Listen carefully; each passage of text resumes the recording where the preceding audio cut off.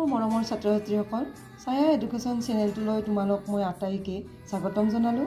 আজি বহুদিনৰ বিৰতিৰ পিছত মই লৈ আহিছোঁ তোমালোকৰ বাবে এখন সাম্ভাৱ্যপূৰ্ণ ৰচনা, আৰু ইয়াৰ হয়তো নামটো তোমালোকৰ মোৰ ভাল লগা ব্যক্তিজন, তোমালোকৰ ভাল লগা ব্যক্তিজন নতুবা এজন মহান ব্যক্তি, এনেধৰণৰ কিছুমান আহিব পাৰে ৰচনা। তাৰ ভিতৰত মই বাছি লৈছোঁ জুবিন গাৰ্গৰ। এতিয়া চাবা, তোমালোকক মই ৰচনাখন পঢ়ি দিছোঁ, তোমালোকে মুখস্থ কৰিবা। প্ৰথমতে লিখিবা মোৰ ভাল লগা ব্যক্তিজন জুবিন গাৰ্গ। মায়াবিনী ৰাতিৰ বুকুত দেখা পালোঁ তোমাৰ ছবি, ধৰা দিলা গোপনে আহি হিয়াৰ কোণত। এইটো তোমাৰ যিহেতু প্ৰাৰ্থনা সংগীত হৈ পৰিছে, গতিকে ইয়াৰে আৰম্ভ কৰিবা তোমালোকে। আৰম্ভণি। অসমৰ ৰাজনৈতিক পথাৰখনত প্ৰৱেশ নকৰাকৈ অসমক নেতৃত্ব দিয়া একমাত্ৰ সত্তাৰ নামেই হৈছে জুবিন গাৰ্গ।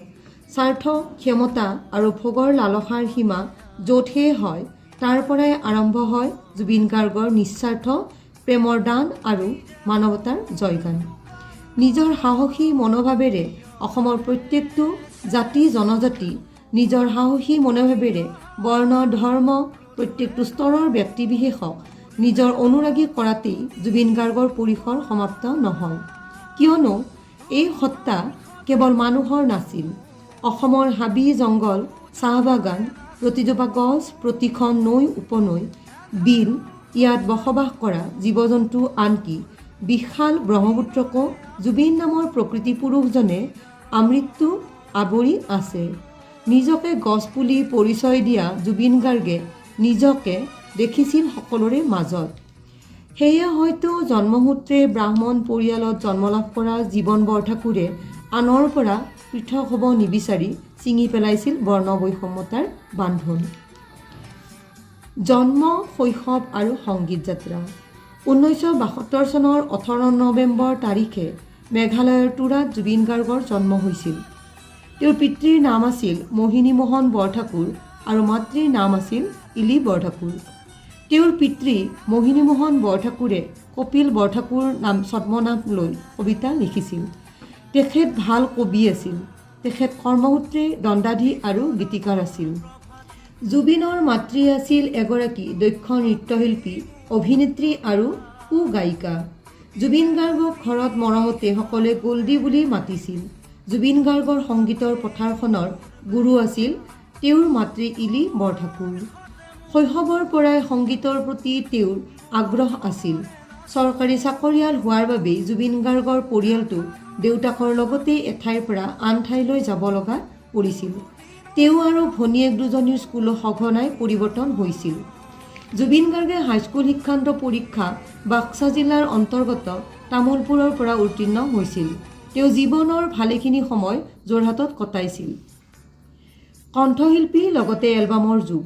বি বৰুৱা কলেজত বিজ্ঞান শাখাত পঢ়ি থাকোঁতে 1992 চনত গুৱাহাটী বিশ্ববিদ্যালয়ত অনুষ্ঠিত হোৱা যুৱ মহোৎসৱত পাশ্চাত্য সংগীত শাখাত একক পৰিৱেশনত তেওঁ স্বৰ্ণপদক অৰ্জন কৰিছিল আৰু তেওঁৰ জীৱনৰ যাত্ৰাপথ সম্পূৰ্ণ সলনি কৰিছিল।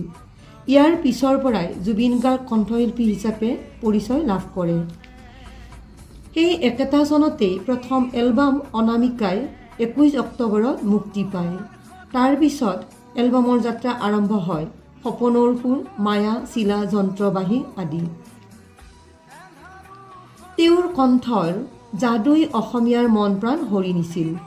প্ৰতিটো গানেই আছিল আৱেগ ভৰা জীপাল, সুখ দুখৰ লগৰী। অসমৰ বিহুগীত, বৰগীত, লোকগীত, আধুনিক গীত, টোকাৰী গীত আদিয়ে জুবিনৰ যাদুকৰী কণ্ঠত প্ৰাণ পাই উঠে। সেয়েহে তেওঁক নানা উপমাৰে বিভূষিত কৰিছিল। লুইত কণ্ঠ, হামিং সম্ৰাট, সূৰ্য কণ্ঠ, অসমৰ ৰজা আদি। অসমীয়া গীতসমূহক অন্য ৰূপত উপস্থান কৰিছিল। তেওঁৰ প্ৰতিটো গানেই বৰ্তমান বিশ্ব অভিলেখ গঢ়িবলৈ সক্ষম হৈছে। বিশ্বৰ জনপ্ৰিয় ব্যক্তিসকলৰ ভিতৰত মাইকেল জেকচনৰ পিছতে আমাৰ হিয়াৰ আমঠু জুবিন গাৰ্গে দ্বিতীয় স্থান লাভ কৰিবলৈ সক্ষম হৈছে। তেওঁ মৰিও অমৰ আমাৰ মাজত। চলচ্চিত্ৰ আৰু অভিনয়।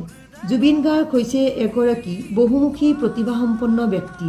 তেওঁ অকল গীতৰ মাজতেই সীমাবদ্ধ নাছিল। তেওঁৰ চলচ্চিত্ৰ তথা অভিনয়ৰ মাজেৰে বিশ্বত খলকনিৰ সৃষ্টি কৰিছিল।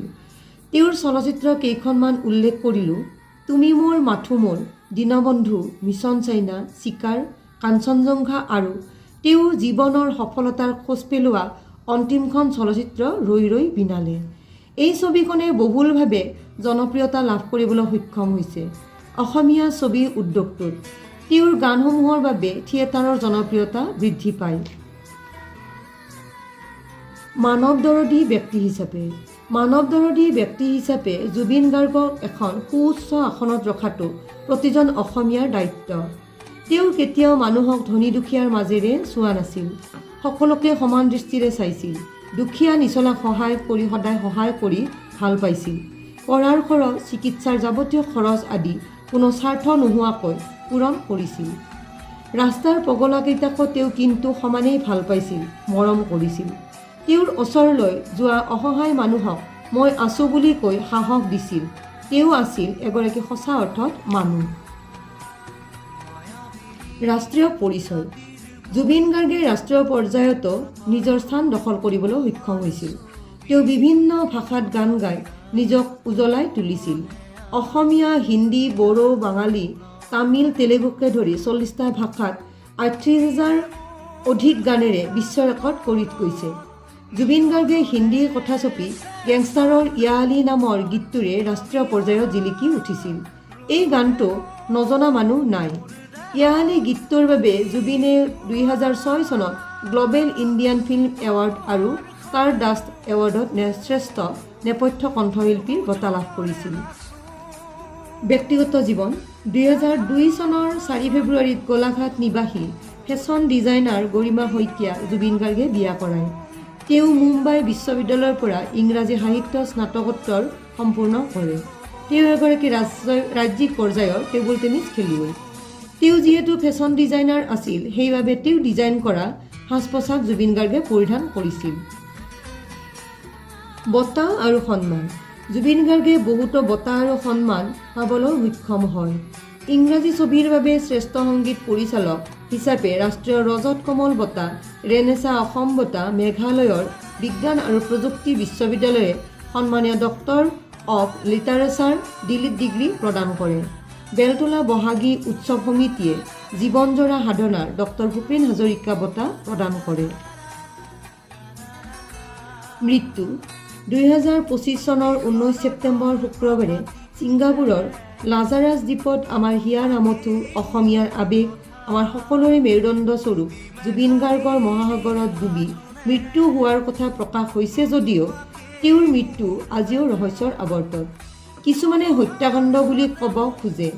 ছিংগাপুৰৰ নৰ্থ ইষ্ট ফেষ্টিভেলত তেওঁ গান গোৱাৰ বাবে আমন্ত্ৰণ জনাইছিল, কিন্তু তাত তেওঁ দুৰ্ভাগ্যজনকভাৱে মৃত্যু সাৱটি ল'ব লগা হয়।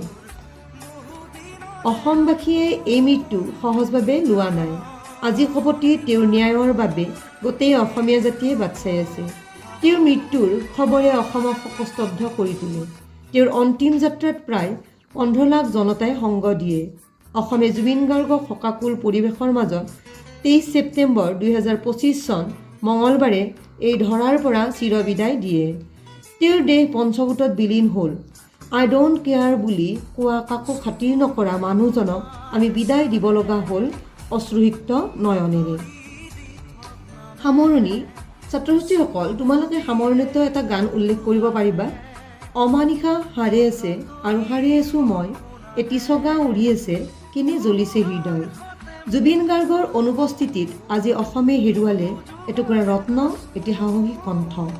অসম গৌৰৱ জুবিন গাৰ্গ অসমৰ সম্পদ। এইজনা মহান ব্যক্তিক হেৰুৱাই গোটেই অসমবাসী নিঠুৰা হৈ গ'ল চিৰদিনৰ বাবে। তেওঁ আমাৰ মাজত চিৰকাল চিৰদিন জিলিকি থাকিব তেওঁৰ গানৰ মাজেৰে, কৰ্মৰাজিৰ মাজেৰে। ছাত্ৰ-ছাত্ৰীসকল, শেষত আকৌ এটা গান তোমালোকে লগাই দিবা। অচিনা দেশত আছিলা তুমি, দূৰণিত আছিলে কোনোবা যে ৰৈ, আকাশী ৰথেৰে আহি নামিলা তুমি, প্ৰেমৰে কৰবি আচলতে ৰৈ। জয় জুবিন দা। ছাত্ৰ-ছাত্ৰীসকল, তোমালোকে যদি ৰচনাখন ভাল পাইছা তেনেহ'লে লাইক কৰিবা, ছাবস্ক্ৰাইব কৰিবা আৰু তোমালোকে মনোযোগেদি পঢ়িবা। শুভৰাত্ৰি।